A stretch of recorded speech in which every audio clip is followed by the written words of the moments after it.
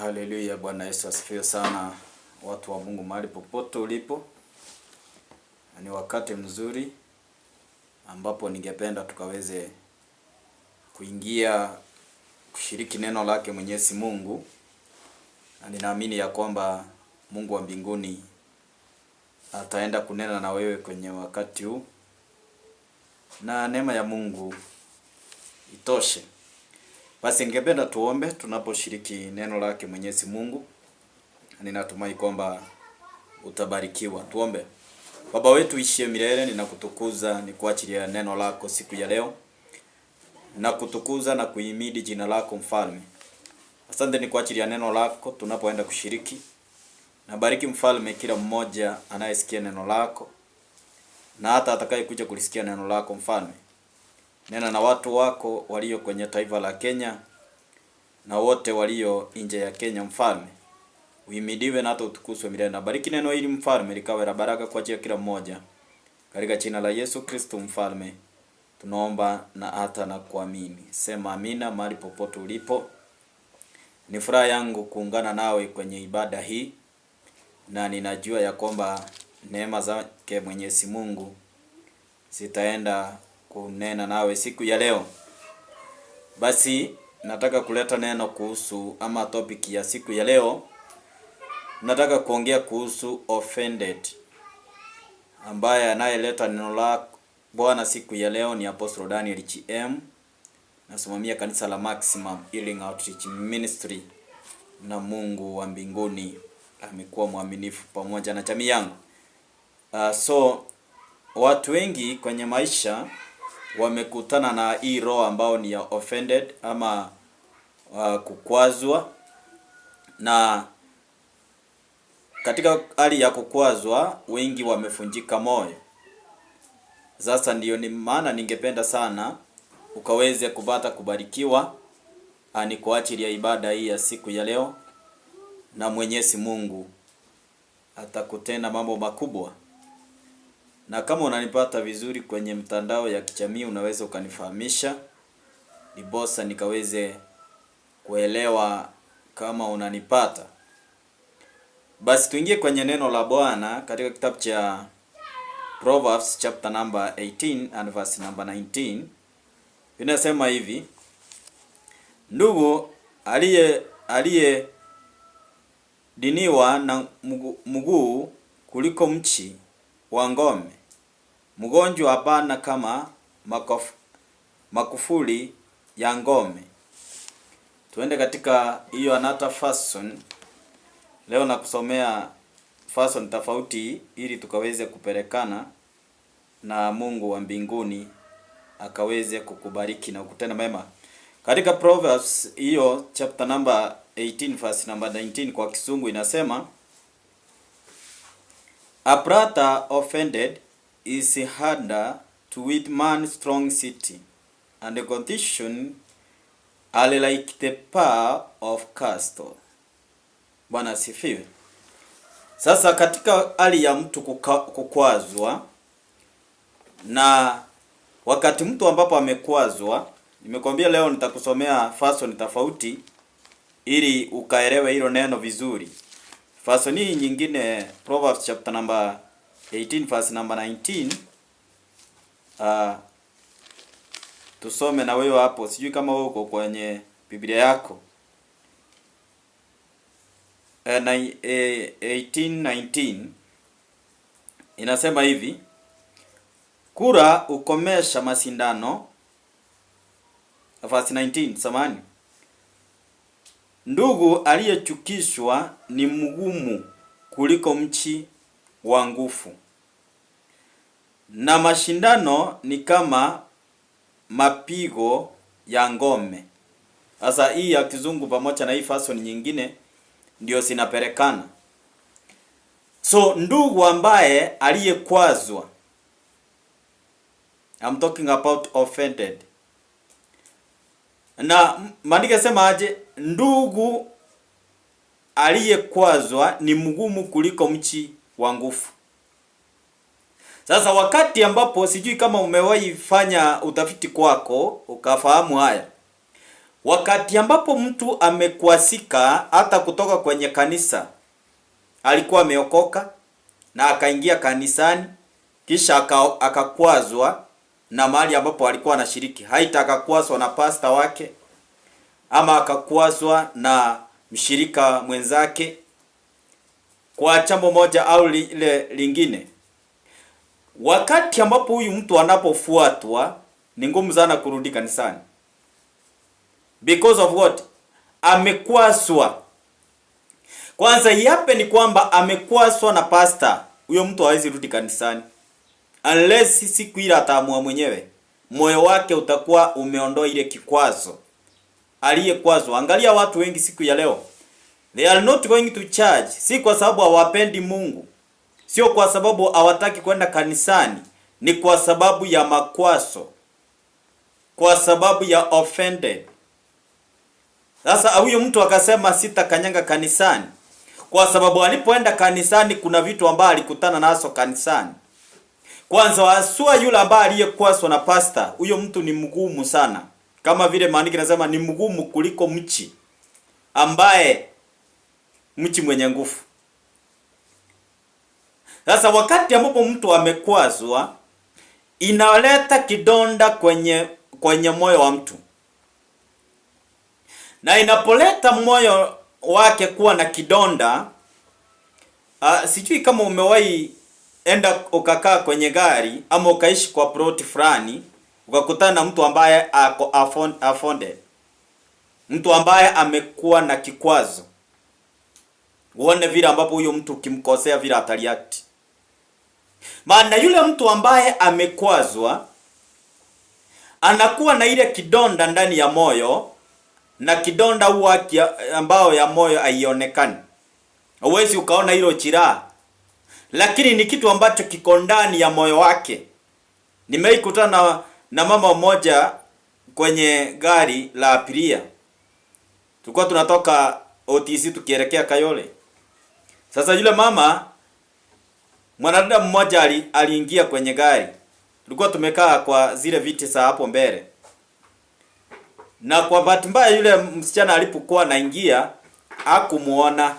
Najua ile gari iko na ka street kamoja hivi, kanjia kamoja watu wanapita. Sasa hakumuona ile mguu alikuwa amenyoosha pale. Na akawa amemkanyanga. Hapo ndio nilijua kwamba this person is offended. Yale mambo ambayo alitoa kwa kinywa chake, hata ungeamini kama ni yeye anatoa. Alimtusi mpaka yule msichana anamwambia pole, lakini hataki kusikia. Anamwambia mambo masito sana. Na ndio maana unakuta kuna watu ambao akienda hata kwa kanisa, kuna watu ambao hawezi enda kushiriki kanisa mwanaume anahubiri kwa sababu ako offended na wanaume. Anatafuta kanisa ambao mwanamke anahubiri ili aende kwa hiyo kanisa. Na kuna mwingine ambaye amekwaswa pia na wamama, hawezi enda kanisa mwanamke anahubiri. Anasema heri mimi niende kanisa ya mwanaume anahubiri, siwezi enda kwa kanisa ya mwanamke. Na ndio maana hata katika nchi ya Kenya watu wako offended. Hawezi kubali mwanamke kuongoza katika nchi ya Kenya kuwa kama rais, unless wapone moyo. Bwana asifiwe sana. Because wanaume wengi wamekwasika na wamekwaswa na wanawake. Hawajakwaswa na wanaume wenzao. Do you know this? Mwanaume anapokwaswa na mwanaume mwenzake anaachilia haraka kuliko anapokwaswa na mwanamke. Bwana asifiwe. Wakati mwanamke anapokwaswa na mwanaume, hilo jambo huwa linaweza kukaa ndani ya moyo muda mrefu sana. Lakini akikwaswa na mwanamke mwenzake, anaweza akaliachilia kuwepesi. Because wakati kidonda kinachoingia, akiingia tu kiingie, kinaingia kikiwa na sababu ambapo huyo mtu amekwazwa. Bwana asifiwe sana. Amen.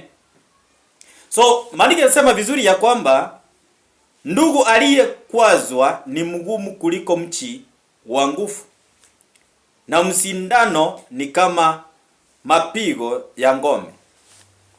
Sasa my brother and my sister, inakuwa vizuri sana ukaweze kudiri na kikwazo inapoingia ndani ya moyo wako. Na ni lazima utambue ya kwamba ni nani ambaye amekukwasa na umekwazwa kwa njia gani. Unajua kuna watu ambao wanatafuta kukwazwa wenyewe, na kuna watu ambao unakuta kwamba mtu anamchokoza amkwase tu. Kuna watu ambao katika maisha ya leo many people wamekwasika. Hata kuna watu ambao wamekwasika. Hii wimbo unasikia katika taifa la Kenya, one time. Hakuna mtu ambaye anataka kuimba hiyo wimbo, lakini ni kwa sababu ya kwamba watu wamekwasika na viongozi walio mamlakani siku ya leo. Maana yale ambao wanayoyasema sio ya kweli.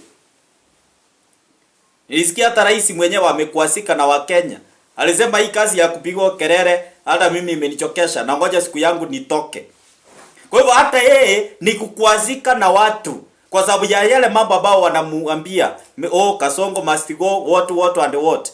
So ako na kikwazo kwa ajili ya taifa, wananchi wake. The same wananchi wamekwazika na viongozi. That's why wananchi wanaimba one time. Amen. Sasa hii kikwazo kimeingia ndani ya watu. Ndoa mingi zimevunjika kwa sababu ya vikwazo. And that's why today I'm talking about this what we call ambao offended. Amen. Sasa ni vyema mtu wa Mungu fahamu ya kwamba wakati mtu ambapo unapokutana na vikwazo, you have to know the way you can handle that offended. Because people they must offend you. Usiongoje ya kwamba watu wote watakufurahia. Watu wote watapenda unachokifanya. Watu wote watafurahia ndo uliye naye. Watu wote watafurahia huduma uliye naye. I don't know if you understand, even pastors wanakutana na kukwazwa na washirika. Kuna pastor leo hii hawezi ombea watu kwa sababu offended. Alikwazwa na washirika. Kuna wakati ambao mimi nimewahi kwazwa kanisani na nimekwazwa na washirika. Nimeombea washirika, wamefanikiwa, alafu nakuta tena wanakaa wanakudiscuss. Wanasema wewe ni devil worshiper. Nikakwazika sana mpaka nikasema siwezi ombea washirika tena mimi. Nikasema hata siwezi taka hata kanisa. Mpaka siku moja Mungu akatumana nabii. Kaniuliza kwa nini uliacha kuhubiria watu? Kwa sababu ya nini? Nilikuwa offended. So when I'm talking this topic, my brother and my sister, ni kitu ambacho nimesudia na mimi mwenyewe kimewahi nidhuru. Sasa kuna watu ambao leo hii kwa sababu alikwazwa kwenye ndoa na akatoka kwenye ndoa, akiona mwanaume mwingine anastukanga. Anasikia hai, hata huyu anaweza kanifanyia hivyo. Kuna mtu ambaye alikwazwa na mwanamke kwenye ndoa. Leo hii anaogopa wanawake. Anaonanga hata yule anaweza kanifanyia vile yule mwingine aliyefanya. Because people they are offended. Amen. Bwana asifiwe sana. So Biblia inasema vizuri ya kwamba mtu aliyeweza kukwazwa. Unajua mtu ambaye hajaokoka kumhubiria rudi aingie kanisani ni rahisi kuliko yule mtu ambaye aliyekwazwa kwenye kanisa na akatoka kanisani. Amen. Ukiwa mchungaji utaelewa kile ambacho ninachosema. Wakati mshirika amekwazika ametoka kanisani, endo mfuate. Uone kurudi kwake vile ni kusito zaidi. Hata akirudi kanisani anakaanga huko nyuma. Hawezi kaa ile kiti alikuwa anakaa. Kama alikuwa mwimbaji, hawezi kaa kwa uimbaji tena. Kama alikuwa ni wale simanzi, hawezi akakaa kwenye hiyo tena. Anarudi anaketi, anasema pastor mimi nataka tu ni wewe mshirika wa kawaida. Because huyu mtu ako na kikwazo ndani ya moyo wake. Na ndio maana ningesema kwamba na mashindano ni kama mapigo ya ngome. Sasa hata katika hii mambo ya uongozi, watu kuasika hapo. Watu kosania hapo. Ukiangalia vizuri, William Ruto alikuwa rafiki sana ya Gachagua. Lakini leo hii Gachagua amekwazika kwa sababu ya Ruto. Hakuna mwenye anataka kuona mwingine kwa sababu ya vikwazo waliokuasana wao wawili. Ndio wanajua mahali walikuasania. Sasa imekuwa ni vigumu, wale watu ni vigumu kurudiana kwa sababu ya kukwasana. Kila mtu anajua kidonda alichowekwa na mwingine. The same marriage. Kuna watu ambao wako na vitonda hizo, ambapo wanajua vile ambapo alikuwa na mume wake, ni vigumu arudie huyo mume. Hata akikucha na vitu zake, amempepea zawadi aina mingi, ni vigumu arudi kwake. Sio kama umeiona mwanamke anafuatwa na mwanaume na anasema mimi siwezi rudi kwa hiyo boma hata iwe aje mpaka nikufe. Na hata mwingine anasema hata nikikufa nisipeleke kwa hiyo boma, kwa sababu ile ambapo alipokutana nayo alikuasika kiasi ya kwamba hawezi akataka tena kurudi kwa hiyo jamii. Hawa mwingine hata alikuwa na mama mkwe, hawa mwingine alikuwa na baba mkwe, hawa mwingine alikuwa na wale ambao ni masameji. Sasa unakuta huyu mtu ya kwamba hawezi akataka kurudi kwenye hiyo jamii. Kwa sababu ya nini? Ya yale makwazo aliyepatana naye. Na ndio maana wanasema kwamba hata mapigano ni kama ngome. Ngome ni mahali ambapo ni mahali ambapo chanzo. For example, unakuta kwamba wanajeshi wako na kambi. Hiyo ndio ngome yao. Yaani mahali ambapo silaha zao ziliko. Hapo ndipo sasa unakuta kwamba hapo ndipo mahali ngome yao iko. Yaani mahali kuna uwezo wao. Ali sababu wako na ngome yao. Wachawi wako na ngome yao. Bwana asifiwe sana. Sasa unakuta kwamba mtu ambaye aliyekwazwa ni mgumu kama mchi ambaye uliye na nguvu. Bwana asifiwe sana. Na mchi ambao uliye na nguvu ni mchi ambao uko na silaha zote, uko na wapiganaji wa vita wa aina zote. Sasa wakati ambapo mtu anaweza kuwa, kuna watu ambao wamekwazika hata kazini.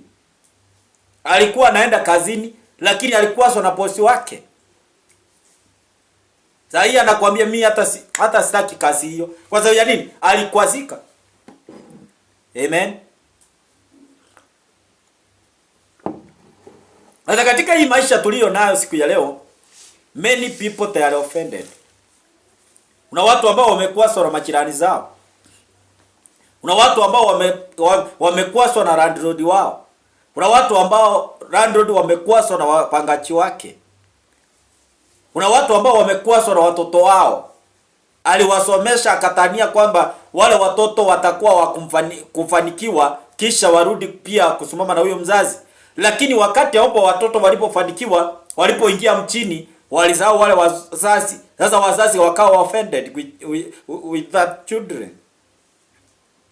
Sasa ningependa nikuulize siku ya leo mtu wa Mungu, ya kwamba wewe ni nani ambaye amekukwaza? Je, umekwaswa?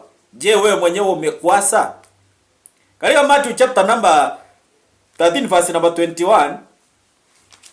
Hebu tusome hapo na wewe. Matthew chapter number 13 verse number 21.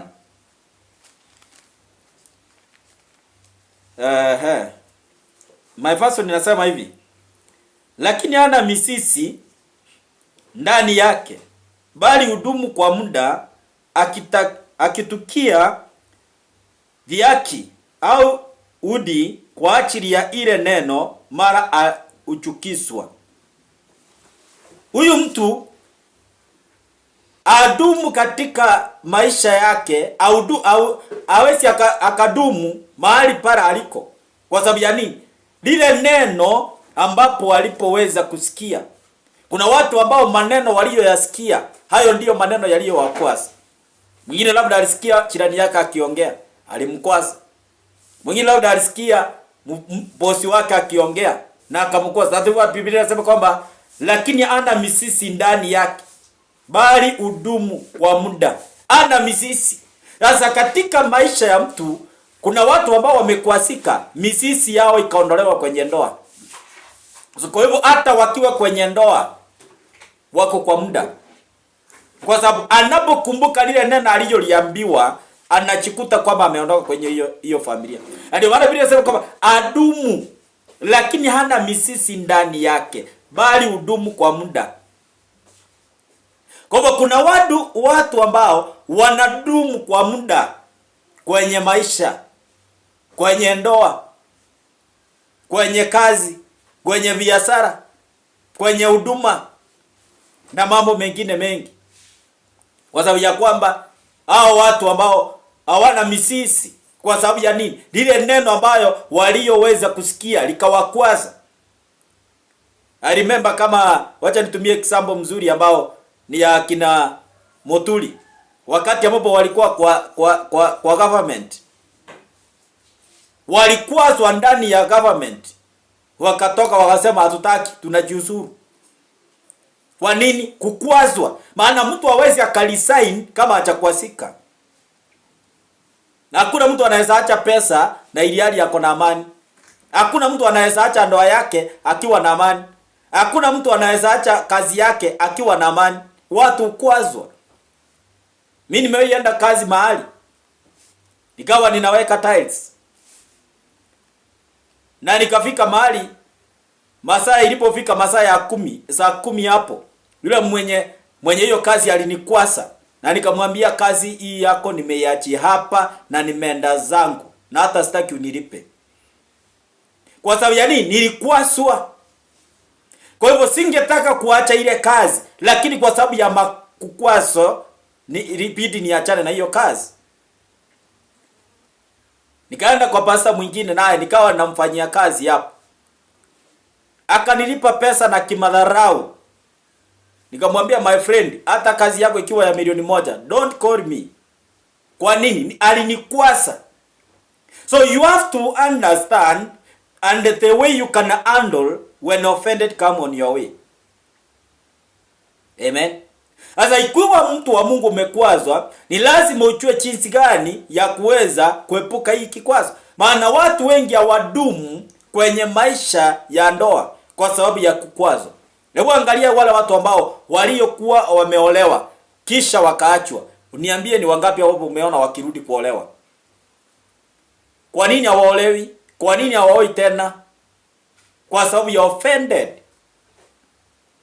Kwa sababu ya makwaso. Anaona kila mtu anamuogopa. Na ndio maana Waswahili wakasema ya kwamba aliyeumwa na nyoka akiona hata ganda ustuka.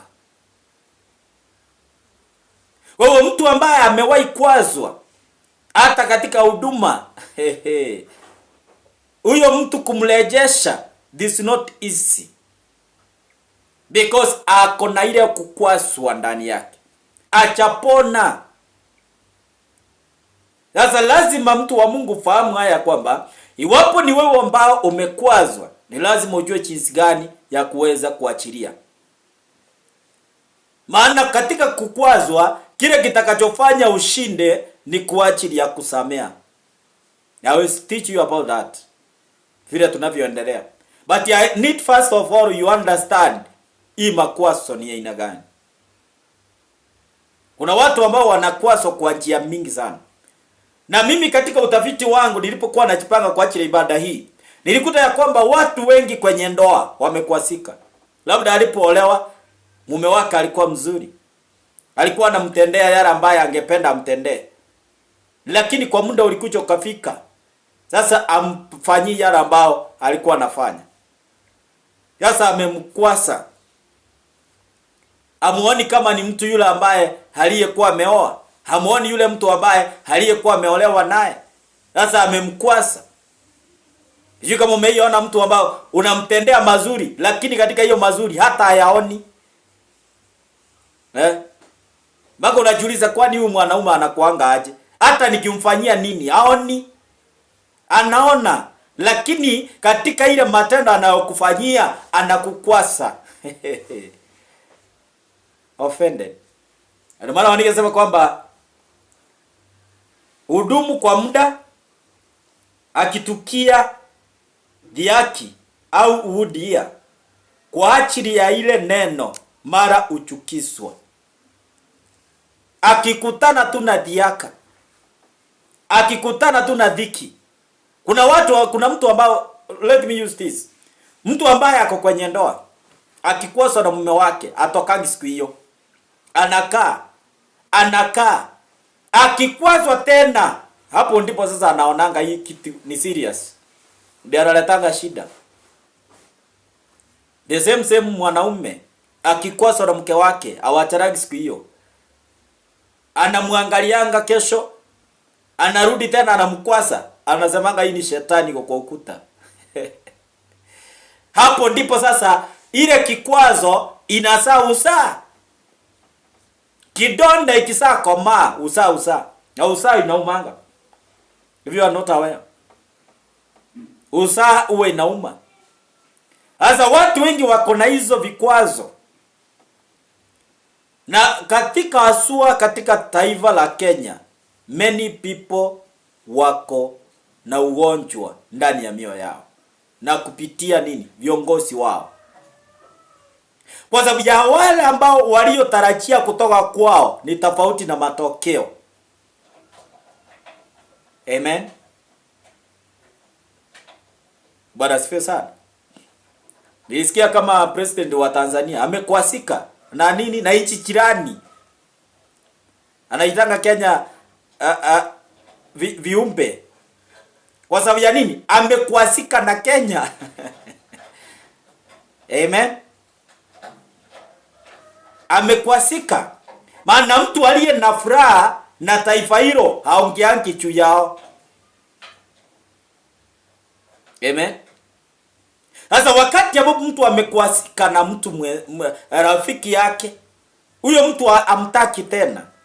That's why Biblia inasema kwamba anapochukizwa huyo mtu anakwasika na huwa adumu, ana misisi. Ako kwa muda, ako ni mtu ambao wa season. Kama sijui kama umeona mtu ambao ni mtu wa season. Yaani uko kwa muda fulani. Muda ule ambao utakapokwisha unakuta ya kwamba inarudi inakuwa kana kwamba imekauka kabisa. Na wakati kunanyesha unakuta tena yale maji yanarudi, ile mto inarudi inakuwa sawa. Kwa sababu ya nini? Ile mto sasa iko na maji. Sasa inatokea mvua kunanyesha. Lakini wakati ambapo kiangazi itakapokuja inakauka. Sasa watu wako hivyo. Na watu unakuta kwamba wako na amani, wako na furaha, lakini wakati watakapokwazwa wanakaa kama ule mtu ambao umekutana na kiangazi. Mto ule ambao ni wa season. Na watu ambao ni wa season wako na amani kwa muda fulani. Wanakaa kanisani kwa muda fulani. Wanakaa kwa ndoa muda fulani. Wanakaa kwa biashara muda fulani. Wanakaa kwa kazi muda fulani. Lakini wanapokutana na hiyo makwazo, ama wanapokutana na hizo challenges, wanapokutana na hizo dhiki, wanapokutana na dhiaka, hapo ndipo tena sasa unakuta kwamba wanakauka. Wanakaa yule mti ambao uko katika nchi kavu. Wanakaa kwenye kama ule mto ambao unaenda na kiangazi. Kiangazi ikiwa umekauka. Wakati wa mvua mto uko sawa. Are you the one, my brother and my sister, ambao you are offended? Nani ambaye aliyekukwaza? Sijui kama umeelewa mambo haya. Na watu ambao ni waimbaji na wanakuanga waimbaji wazuri. Nimeikumbuka I remember nilikuwa na mshirika mmoja ambaye alikuwa muimbaji mzuri sana. Alikuwa anaimbisha mpaka unasikia mbingu imefunguka katika worship. Siku moja wenzake wamemkwaza. Na mimi sikujua wamemkwaza. Nikakuta Sunday imefika, mimi natarajia mtu atakuwa hapo kwenye ibada, sikumuona. Na wengine wasemi walimkwaza.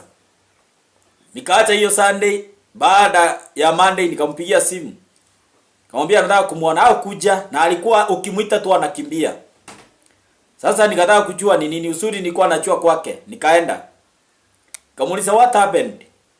Kaniambia najua dad, mimi nilifanywa hivi, fulani alisema hivi, ati nikiimba ninaleta mapepo ya fulani, So huyo mtu si kwamba hajui kuimba. Si kwamba hataki kutumikia Mungu, lakini kwa sababu ya offended, vikwazo imemfanya ametoka kutumikia Mungu. Sasa kuna watu wengi ambao mnanitazama siku ya leo, mumeacha kuhubiri kwa sababu ya kukwazwa. Mumeacha kuomba kwa sababu ya kukwazwa. Na wengine hapo mlikuwa mnaomba sana, lakini watu waliwakwaza. Kwa sababu ya nini? Wengine walikuwa wanasema mnawapigia kelele. Mkasema hasa hamtaki kuomba, mkaacha. Wengine wakasema mnachifanya ati unajua kuomba sana, ukakwasika ukaacha kuomba. Mwingine ulikuwa na bidii sana ya kuingia kwenye ibada mapema. Sasa wakasema unajifanyanga unajua kwenda mapema sana, ukakwasika ukaanza kurudi ukaingia saa 5 kanisani. Sijui nini ambacho ulikuwa unafanya. Na katika ile ambacho ulikuwa unafanya ulikuwa na bidii. Kuna mama mmoja ameikuja kanisani. Mali nilikuwa nashiriki nikiwa kiongozi wa vijana. Yule mama alipokuja alikuwa tu msichana tu, maana alikuwa hajaolewa na alikuwa ana mtoto, so alikuwa ni wale majenzi. Sasa alipokuja alikuwa amebarikiwa na fedha. By the way tulikuwa tunafanya mchango kanisani. Naye akaingia. Ilikuwa the first day kuingia kanisani. Hiyo kanisa yetu. Akaingia,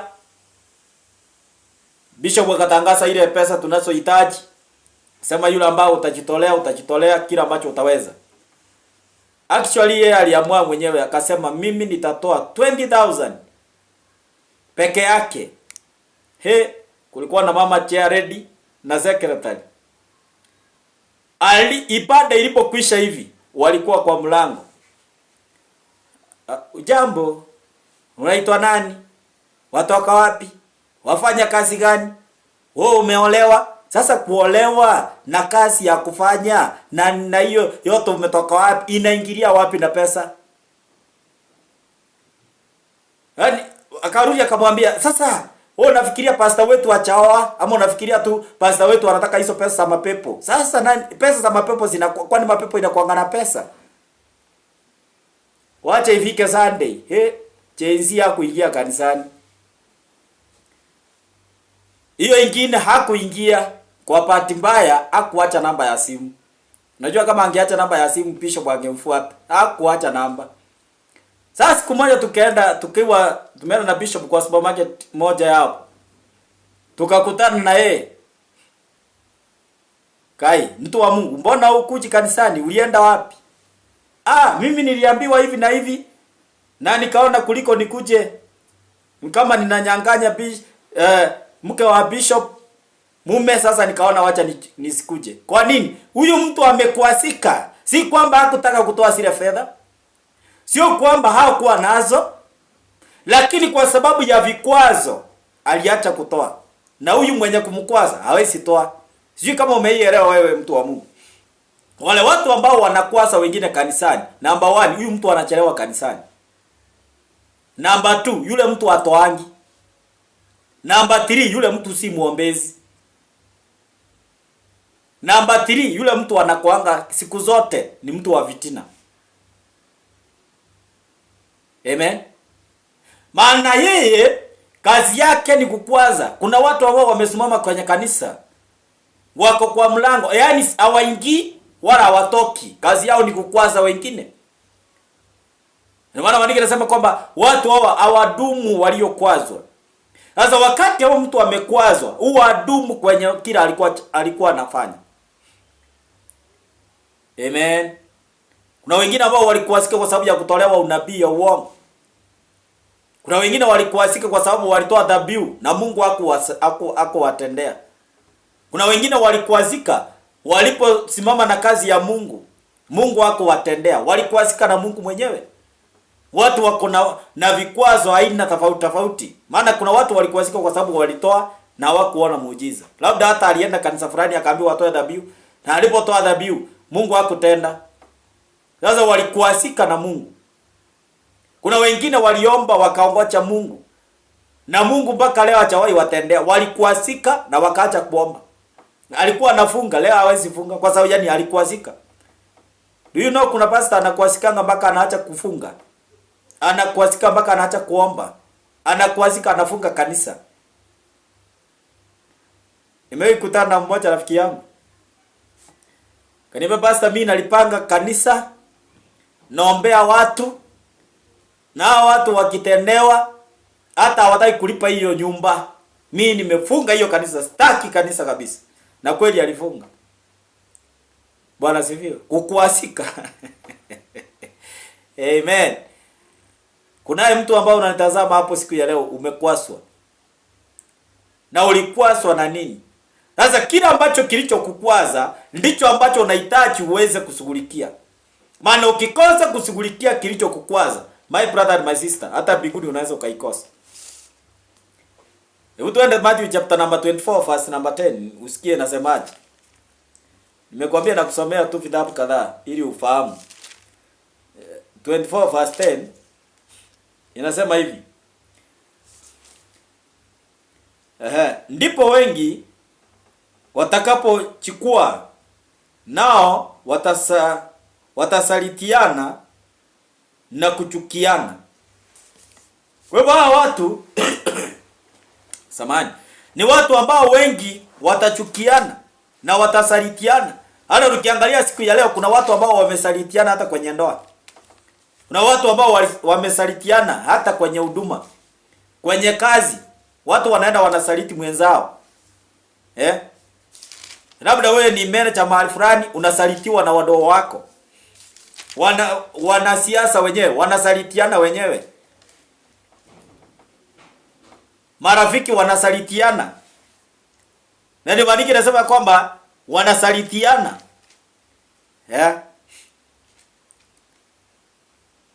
Katika version hii ya Kizungu inasema hivi, Matthew chapter 24 verse number 10. And then many will be offended, will betray one another, and will hate one another. Umesikia hiyo vile anasema? Kwa hivyo watu hawa watasalitiana. Na katika hiyo watachukiana. Angalia hata kanisani siku ya leo. Watu wangapi ambapo wamechukiana? Watu wangapi ambapo wamesalitiana? Kuna watu mpaka wanasaliti washirika wenzao kwa pastor. Anasema, pastor unajua nini? Unajua fulani alikuwa anakusema hivi. Na ni uongo. Pastor anasikia sasa, yani huyu nimeombea hivi. Ndiye anakuja anasema hivi tena. Pastor anakwasika. That's why vile anasema kwamba watu wengi watasalitiana. And then men will be offended, will betray one another, and will eat one another. Will eat one another. Eat most of them. Hiyo inakujanga automatically. Unakuta mtu anakuchukia. That's it. Or eat. Nategemea mzungu wako alikuwa nani ama mwalimu wako wa Kizungu. Hasa unakuta kwamba kuna watu ambao wanachukia wenzao. Umeiona hata kwa plot unakuta kuna watu ambao wanachukiana hata wasalimianangi. Kwa sababu ya nini? Wale watu kwa sana. Kama mahali kwingi unakuta kwamba watu wanakuwa sana juu ya kamba ya maji. Ama wengine unakuta wanakuwa sana tu kwa mfereji wa maji. Na wanachukiana kiasi ya kwamba hata wasalimiani. They will hate one another. They will offended with one another. Sasa haya ni mambo ambayo yako ndani ya maisha ya watu. Haya si mambo ambayo ninaongea yanatoka mbinguni. Ni mambo ambayo yako katika dunia. Ni mambo ambayo tunakutana nayo. Hata Mungu anapotazama anakuta kwamba watu wengi wamekaa na vidonda ndani ya mioyo yao. Kwa sababu ya kwamba somebody offended him or her. Anapomtazama anasikia, sio kama umesikia mtu anasema mimi nikiona fulani nasikia kutapika. Kwa nini anataka kutapika na ana mimba ya kutapika? Ni kwa sababu ya kwamba amekwazika na yeye. Si kwamba atatapika. Akiape ni awe na mimba, akimwona hivi anatapika. Mimba nazo zinakuanga na mambo yake. Umeona mtu anatapika juu ameona mtu. Anatapika serious. Hasa kwa sababu ya nini? Huyu mtu amekwasika. Na huyo mtu hataki kumuona. Offended.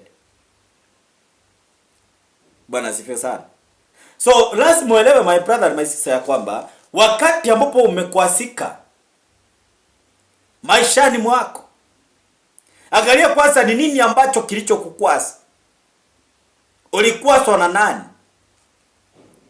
Na watu hata wamekwasika katika hata mambo ya kuweza kupata watoto. Anapata ujauzito unatoka. Sasa inafika mahali ambapo anakwasika, anasema mimi hata sitaki sasa. Amen. Vikwazo. Bwana Yesu asifiwe sana. Katika Marko mtakatifu mlango ule ni wa 4:17.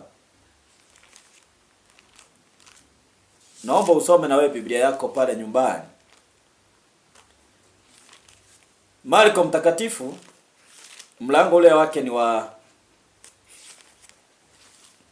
mlango wake ambao ni wa 4:17. Alafu tutaelewa vile ambapo Mungu anasema. Natamani sana mtu mmoja aweze kupatikana leo ambaye ataweza kupona kutoka kwa makwazo. Katika Marko mtakatifu 4:17 samani. Inasema hivi, ni my first here. Ila wana misisi ndani yao, bali hudumu muda mchache, kisha ikitokea dhiki au udhia kwa ajili ya lile neno, mara uchukua. Hawadumu, hawana misisi. Hiyo Biblia imechirudia hapo. Hawana misisi. Kwa hiyo wanakaa, ni kama ile kusema wanakaa chuchu. Kuna watu wako ndani ya ndoa, kwanza kwingi ndoa mingi, wako kule chuchu. Ako tu lakini ako katika hali ya timing. Mwingine anasema mimi nakaa tu nivumilie tu tulea watoto. Tukilea watoto, mimi watoto wangu wakiwa wakubwa, kila mtu atachikalisha. Mwingine ana time tu, siku ile mtoto anamaliza shule, wanaondoka. Because ako katika hali ana misisi ndani. Ako katika hali ya kwamba anakaa akiongojea muda. Na wakati atakapokutana na kikwazo, hapo ndipo anaondoka kwenye ile ndoa. Kuna mwingine hata ndani ya kanisa alikwazwa na akarudi akaenda akaanza uketi pale nyuma. Akaangi tena kiti ya mbele. Kama alikuwa anafagia aliacha. Kama alikuwa anaimba aliacha kuimba. Kama alikuwa na upiri aliacha kuhubiri. Nimewahi kwazwa nilikuwa kwa praise and worship team. Sasa nilipokwazwa, na si kwazwa na bishop, nilikwazwa na Jared. Kwa nini? Nimemop kanisa. That time nilikuwa nakaa kanisani, ofisi ya kanisa.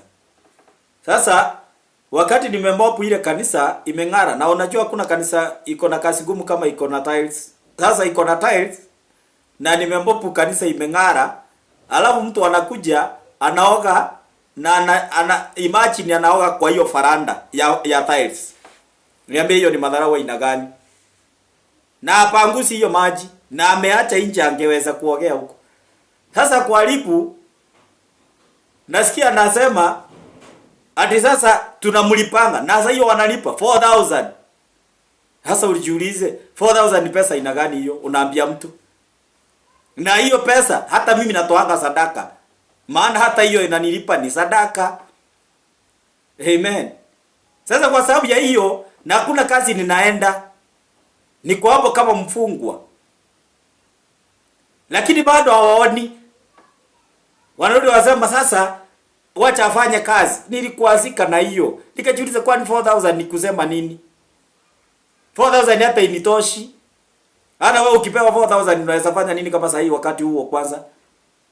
Unaweza kaa hata na wiki moja hiyo pesa? Uwezi. Lakini sasa hiyo ni kulipo mwezi mzima. Unaongoja 4,000. Hata sikulipo hiyo 4,000. Amen. Nikakwazika. Sasa nilipokwazika, nakwambia hivi na wewe ili uelewe kwamba hiyo mambo inafanyika. Nilikuwa ninaimba kwa praise and worship team. Hiyo Sunday ilipokuja, maana ilikuwa ni Saturday, nilikuwa nimekaa huko nyuma. Nakumbuka mtuma akasindwa, ni nini leo nimekaa huko nyuma? Akatumana mtu akuja aniite wa kucheza keyboard. Akuja aniite. Sasa badala niende nilitoka nje. Maana nilikuwa nimekwazika, lakini niko kanisani. So misisi yangu haipo pale, lakini niko kwenye kanisa. So niko hapo tu, hata ni kama hata si yuko. Sasa naye mtume ni kama alirealize. Wakati nilipotoka nje, alikuja nje. Kaniuliza what's happening? Nikamwelezea. Niambia wacha tutaongea ya mambo baada ya ibada. Tukaongea na ukweli. Alikuwa anajua vile ambapo anaongea na mtu. Nikasikia ndani yangu hii kitu imenitoka, lakini nikimuona yule mama ninakuasika tena. Sasa kuna watu ambao wako kwa hiyo njia. Yaani unakuta kwamba unasikia kabisa mimi hata nimeachana na yeye. Hata ukiongeleshwa unasema hata nilimsamea. Kama for example ni mume wako mliachana na yeye, ukiongeleshwa na wazazi unasema hata nilimsamea. Mimi hata sina shida. Lakini kwa muda tu akikwasa tena hivi tu, unasema mimi hata sitaki mambo yake. Kwa nini? Au yuko kwa misisi. Yaani maanisha sio kwamba hawakuwa na misisi ndani yake, lakini wakati walipokutana na dhiki, hapo ndipo waliweza kuondoka. Hapo ndipo waliweza kukwasika tena. Sasa ni lazima mtu wa Mungu elewe ya kwamba wakati maisha ya mtu iliyo ndani ya vikwazo, baraka za mtu zinasuiliwa. Kuna watu ambao baraka zimesuiliwa kwa sababu ya vikwazo. Kuna watu kwa nyumba hawaongei na ni mke na mume, lakini wako kwa nyumba moja. Sasa hawa ni watu ambao hawana misisi ya ndoa, lakini wako. Kuna watu ambao wako katika nchi yao, lakini hawana misisi katika nchi yao kwa sababu ya vikwazo ambao wamekutana nazo. Haleluya. Ana maana maandiko yanatuambia hapo ya kwamba ila hawana misisi ndani yao, bali hudumu muda mchache. Sasa watu walio na vikwazo wanadumu kwa muda mchache. Katika ndoa wanadumu kwa muda mchache. Katika masomo wanadumu kwa muda mchache. Kwa biashara, kwa kazi. Kuna watu ambao hata wamefunga biashara zao kwa sababu ya vikwazo. Amen. Unajua mimi nimewahi uza what we call cake. Nilikuwa naenda nanunua, ninaenda nauzia kwa maduka, supermarket, so nilikuwa nafanya kazi hiyo. Sasa katika ile hali nilikuwa naenda kwa mwingine, anachukuanga hiyo packet hivi. Anakaangalia, anageuza hivi, anaangalia saidi zote, anakuambia hii ni kidogo. Na mimi sichapika, ni kwenda nimenunua hata mimi. Nasema hii ni kidogo. Au mwingine unakuta anaangalia hivi, anakutupia. So unaona kitu kama hicho. Sasa unakuta kwamba unatoka pale ukiwa umekwazika. Wale watu ambao wamefanya kazi ya cooking wanaelewa kile ninaongea. Unatoka kwa hiyo hotel, hiyo duka ulienda, umekwazika. Vikwazo. Au mwingine nimeenda mahali ile tu unaenda kupisha tu mlango hivi kwa duka tu, akakuja tu vile aliniona hivi, alirudi ndani, nikashindwa kwani nimefanya nini? Unajua mpaka unaona kana kwani ulikuwa unanuka kukwasika. Sasa unatoka hapo kama umekwasika. Amen. Vikwazo. Amen. So na ndio maana maandiko kwamba waliokwazwa hawadumu, wanadumu kwa muda mchache sana. Amen. Wanadumu kwa muda mchache. Hebu soma hapo katika Luke chapter number 17 verse number 1. Luke 17 verse number 1. Tuko harakati ya kutamatisa ibada zetu. Inasema hivi. Akawaambia wanafunzi wake, makwazo hayana budi kuja, lakini ole wake mtu yule ambaye yacha kwa sababu yake. Verse number 2. Ingemfaa zaidi mtu huyu jiwe la kusiagia lifungiwe singoni mwake, akatupwe baharini, kuliko kumkosesha mmoja wapo hawa wadogo. Jihadharini, kama ndugu yako akikoza, muonye, akitupu umsamee. Sasa hiyo ni njia excuse me, ni njia ambao ya kudili na vikwazo. Maana yasemaje? Ya kwamba haina budi vikwazo kutokea, makwazo kutokea. Lakini ole wake yule mtu yule ambaye makwazo yanasababishwa na yeye. Ingemfaa mtu huyo afungiwe jiwe kubwa shingoni, asije akatokea tena. Unajua mtu akiwa amefungwa shingo chiwe, alafu akatupwa baharini. Unajua baharini, tumeishi kule Mombasani. Baharini mtu naelewa kitu ambacho meli inatembea juu ama feri. Hiyo si machi kidogo. It is almost 300 meters on the ground. Sasa imagine, hapo ndipo Yesu anasema ya kwamba ingemfaa mtu huyo anayesababisha vikwazo afungiwe hilo chiwe kwenye shingo lake, kisha atupwe baharini. Amen. Na ndio basi badike sasa kwamba na kuliko amkoseshe mdogo mmoja wapo.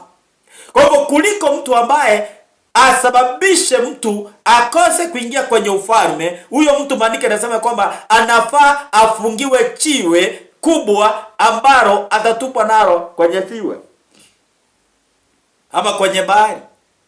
Amen. Kwa hivyo anayesababisha vikwazo ni very dangerous. Mungu anaweza akakufungia kichiwe.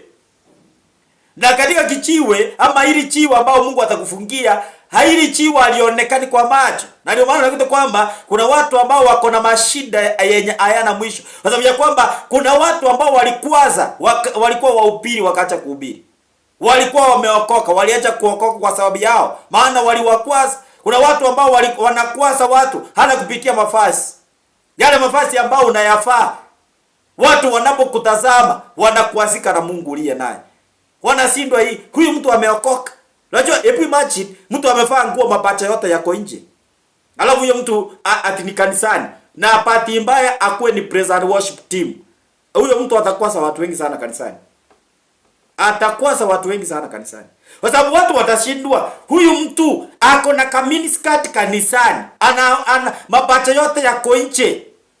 Alafu anatuambia anatuimbisha huko. Hao watu watakuasika katika kanisa hiyo. Kwanza mgeni akicha anakuasika hawezi ndio kanisa.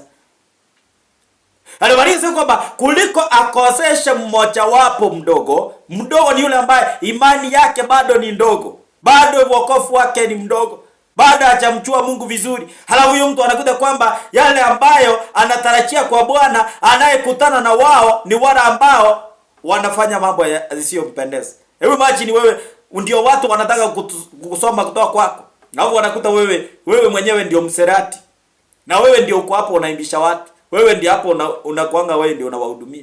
Hao watu wanakuasika. Anasema kwamba huyo mtu anafaa afungiwe chiwe, atupwe baharini, basi kuliko kumkosesha mmoja wapo. Na Maria narudi inasema hivi. So njia ya kuweza kudiri na offended ama na kikwazo ni lazima mtu wa Mungu ujue kusamea. Na maandiko yanasema kwamba pale verse number 3, jihadharini kama ndugu yako akikosa, muonye. Akitupu msamee. Kwa hivyo mtu iwapo atakuja ametupu, na hakuna mtu ambaye anaweza tupu kama hujamwambia amekukosea. Maana si watu wote hata ndoa yako. Kama utaambia mume wako umemkosea, hawezi jua, yeye atafikiria ako sawa. Kama mke wako hujamwambia umemkosea, amekukosea, hawezi akajua. Amen. Sasa kama mwenzako jirani yako amekosea, muonye. Maana yasema umuonye. Mimi hata kanisani naonyanga watu, mimi sijui kupembeleza na kuambia ukweli. Kwa sababu nisipokuambia uwezi jua. Nikikuona nikinyamaza sitaweza kukusaidia, maana hujui umekosa nini. Amen. Na ndio maana yasema aje, akikosa umuonye, akitupu msamee. Lakini kuna watu ambao hata ukitupu anasema tutasameana mbinguni. Sijui mbinguni kama ni ya mama yako, utaenda kumsamea huko mbinguni. Sio kama ni ya baba yako, utaenda kumsamea mbinguni. Kama utamsamea hapa duniani, hata mbinguni huwezi ukamsamea, maana huwezi enda mbinguni. Mbinguni ni ya wateule, sio waliochukia watu. Sio walioweza kupepa watu. Na ndipo sababu nikasema kwamba akitubu msamee. Bwana yako ametubu msamee. Mke wako ametubu msamee. Kiongozi wako ametubu msamee. Sijui kama wale wanaimbiwa one time kama watasamehewa na Wakenya. Mtawasamea tena muwarudishe. Hiyo ni yenu, mtajua wenyewe. Mimi si yuko hapo. Lakini naongea kuhusu msamaha. So njia ya kudili na vikwazo or offended, you have to forgive. Na kusamea ni kusamea na kusahau. Unajua kuna mwingine anakuambia mimi nimemsamea, lakini katika kusamea baada atasahau kila alimfanyia. Anakaanga hivi kidogo anasema, unachua siku ile vile ulinifanyia. Huyo mtu hakusamea. Acha samea bado. Yule mtu bado ako na ile offended. Bado ako na ile vikwazo. Bwana asifiwe sana. So, njia ya kuweza kuondokea offended ni forgiveness. Hallelujah. Bwana asifiwe. Amen. Njia ya kusamea ni inakuletea hiyo sasa kupona kidonda hili. Huyo bwana aliyokukosea, you have to forgive him or her. Huyo mke aliyokukosea, you have to forgive her. Huyo kiongozi aliyokukosea, umsamee. Huyo mwananchi aliyokukosea, umsamee. Kama watu wengi wamekuasika na maaskari, na maaskari nao wamekuasika na wananchi wenye wanafaa kulinda. So watu wamekuasika haina tofauti. Sasa ndio maana ninasema kwamba iwapo ndugu yako akikosea na atubu, msamee. Kwa hivyo ni vizuri mtu wa Mungu urani ama ujifunze kusamea. Hiyo ndio njia ya kuweza kupona kikwazo. Amen. Number 2 ni kuachilia. Kuachilia wale ambao waliokukwaza, wale ambao waliokutendea mabaya, wale ambao uliyeweza kutazama ukaona kana kwamba wameumisa moyo wako ama wamejeruhi moyo wako, ni lazima uachilie. Hiyo ndio njia ya kuweza kudili na offended. Uachilie ndani ya moyo wako. Uachilie kutoka maishani mwako. Haijalishi kile ambacho waliokufanyia. Kuna mwimbaji mmoja ambaye anaimba anasema kwamba wasamee. Hujui hawajui watendalo, wasamee. Stefano wakati alikuwa anapiwa mawe, alipiwa mawe, lakini katika hata kifo chake bado anasema baba wasamee, maana hawajui watendalo. Sasa wewe uchapiwa mawe kiasi ya kufa, wewe ukose kusamea watu. Na katika hiyo kusamea ni you have to release. Uachilie. Utakapoachilia waliokukwaza, utakapowasamea, uachilie, my brother, utapona moyo wako. My sister, utapona moyo wako. Hapo ndipo sasa unaweza ukasonga na maisha yako. Kwa sababu ya kwamba number 1 umesamea, halafu kisha umeweza kuachilia. Amen. Na katika hiyo kuachilia, sasa hiyo ndio inakupatianga sasa ile freedom ya kupona. Amen. Bwana asifiwe sana. Na jambo ambalo pia jambo la 3 ambalo linasaidia mtu kukua kutoka kwenye offended au kutoka kwenye makwazo ni yule mtu ambaye anajua kukaa na watu. Unajua kukaa na watu sio rahisi. Lazima ujue vile unakaa na watu. Kujua kukaa na watu ni kusema aje? Ujue huyu mtu anataka nini na ni nini ambacho hataki. Sasa kile ambacho hataki unahakikisha umfanyie ili asikukwase tena. Amen. Offended. You have to deal with offended, my brother and my sister. Wakati ambapo utadili na hii roho, uanze kujifunza kusamea. Uanze kujifunza kuachilia. Uanze kujifunza kukaa na watu. Hauwezi ukakuwa na makwazo. Hallelujah. Bwana Yesu asifiwe sana. So, katika hiyo maisha ambao tumefundishana siku ya leo, katika ule muda ambao tumekuwa naye, nataka nikuombee mimi. Na ninapokuombea, ujifundishe hayo mambo ambayo nimekufunza. Zaidi jifunze kusamea. Zaidi jifunze kuachilia. Zaidi jifundishe kukaa na watu. Hayo mambo 3 yatakusaidia kufanikiwa kwenye maisha. Maana watu wengi wamesuiliwa na hii roho ya offended. Wamekosa kufanikiwa kwa sababu walikuasika. Wamekosa kukaa kwenye ndoa kwa sababu walikuasika. Wamekosa kuendelea kazi yao kwa sababu walikuasika. Wamekosa kuendelea kufanikiwa kwa sababu ya kukwasika. My brother, my sister, Naomba Mungu akupe neema na uwezo wa kuweza kudili na hilo ya offended. Kwa hapo uchaokoka na ungependa sana kupeana maisha yako kwa Bwana Yesu, basi rudia maombi ya nyuma yangu. Sema, Bwana Yesu, natubu dhambi na makosa. Futa jina langu kwenye kitabu cha mauti, uandike jina langu kwenye kitabu cha uzima wa milele. Bwana Yesu, kuanzia leo nisamee na unioshe na damu yako. Wote niliowapepa, Bwana unisaidie kuwasamea. Kuanzia leo nimekataa shetani na kazi zake. Bwana Yesu, kuanzia leo uniokoe, unifanye mwanao. Kwa jina la Yesu naomba na hata na kuamini. Sema amina.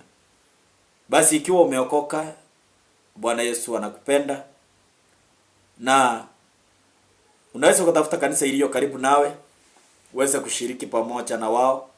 Waambie kwamba niliombewa na Apostle Daniel HM na Bwana akutumie mahali unapoenda. Na ukipenda ushiriki pamoja na kanisa letu Maximum Healing Outreach Ministry, na Bwana wa mbinguni akubariki na akutende mambo makubwa. Basi nataka kuomba na wewe ambao unanitazama, umekuwa na vikwazo ndani ya moyo wako. Unasikia kabisa hauwezi ukawasamea waliokukosea. Mume wako alikukosea, mke wako alikukosea, ulikosewa na mama yako, ulikosewa na baba yako, ulikosewa na mandugu zako, ulikosewa na dada zako, ulikosewa na majirani zako. Unahisi kwamba ni vigumu kuwasamea. Basi nataka niombe na wewe, Mungu akupe neema ya msamaha. Mungu akupe neema ya kuachilia. Mungu akupe neema ya kuishi na wao. Na Bwana atakubariki. Basi nyosha mikono yako kielekeza kwenye screen tunapoomba, na Bwana akutende mambo makubwa. Tuombe. Baba wetu ishie milele, asante ni kwa ajili ya neno lako siku ya leo. Tumesikia neno lako Bwana ya kwamba Baba, yule ndugu yetu ambaye tuliyekosana naye atakapotubu tumsamee. Kuna mtu hapa Bwana wa majeshi ananitazama masaa haya, moyo wake ni mzito kwa ajili ya yale ambayo aliyekutana naye. Alikuwa na ndugu zake, alikuwa na dada zake, alikuwa na wazazi, alikuwa na majirani. Kuna yule ambaye alikuwa Bwana hata na mume wake, alikuwa na mke wake, mwingine alikuwa hata na watoto wake. Sijui huyu Bwana alikuwa na nani. Naomba mfalme ukawape neema ya msamaha siku ya leo. Wape neema ya kuachilia, mfalme wa amani. Kwa wewe ni Mungu ishie milele. Naomba Bwana ukawatende mema. Hao watu wako walionisikia Bwana siku ya leo, walikuwa wamechana vikwazo ndani ya mioyo yao. Baba, ninatangaza wape neema ya kuachilia. Ponye vidonda vilio ndani ya mioyo yao katika jina la Yesu. Naomba hata huyu Bwana ameokoka siku ya leo, Baba ukambariki, ukamnene Bwana, neema zake sikue juu yake Bwana. Mjaza na uwepo wako na nguvu zako. Baba, wewe ni Mungu ishie milele. Na bariki kila mmoja aliyepata neno lako. Bwana wa majeshi wabariki na watende mema. Kwa jina la Yesu tunaomba na hata na kuamini. Amen. Mungu akubariki. Mungu akutende mambo makubwa. Ungependa tuombe na wewe, basi unaweza kunifikia kupitia namba ya simu ya 0746106163 ama 0717358579. Na Bwana akubariki, akutende mambo makubwa. Kwa outside Kenya, use that WhatsApp number 0717358579. Bwana ubariki, awatende mema tutakapo zidi kuendelea kwenye ibada zetu wakati mwingine. Na Mungu akitujalia mtakuwa mnaungana na Pastor Elizabeth, mtakuwa mnazungumza pamoja na yeye siku ile Mungu atatupatia nafasi ya kuweza kuwa hewani siku nyingine. Mungu awabariki, Mungu awatende mema. Kwa niaba ya wote waliofanikisha ibada hizi, basi kutoka kwangu mimi sina la ziada, na waga nikisema Shalom, God bless you. Kutoka kwangu mimi ni Apostle Daniel HM. Shalom, shalom, shalom. Wakati mzuri na baraka zake Mwenyezi.